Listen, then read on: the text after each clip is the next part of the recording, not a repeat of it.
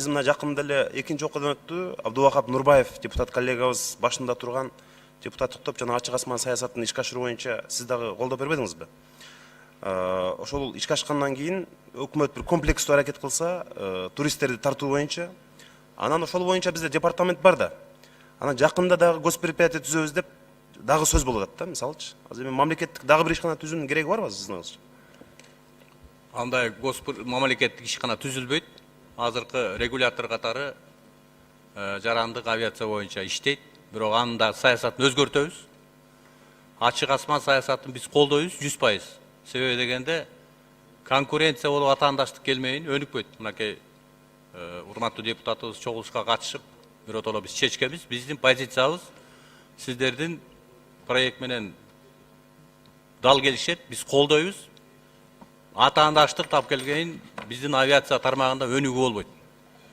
Чоң компаниялардын келбей атканы ошо атаандаштык жок. Жабык түрдө чечим кабыл алынат. Жарандардын жанагындай коопсуздугу боюнча, жаңы учактар келүү боюнча, аэропорттордун шартын оңдоо боюнча ушундай бир жакшы бир саясат болот деп ойлойм. Биздин аэропорттагы ошол мамлекеттик саясатыбыз аэропорт боюнча ал жерге да жеке ишкерлер тартырыш керек. Ошолор өздөрүнүн инвестициясын салыш керек. Балким ГЧП түрүндө жылышыбыз мүмкүн. Балким башка бир механизмдерин кийире турган болсо, мен ойлойм, авиация тармагы башка мамлекеттерде болуп аткан өзгөрүштөргө да биздики да туушар болот деп.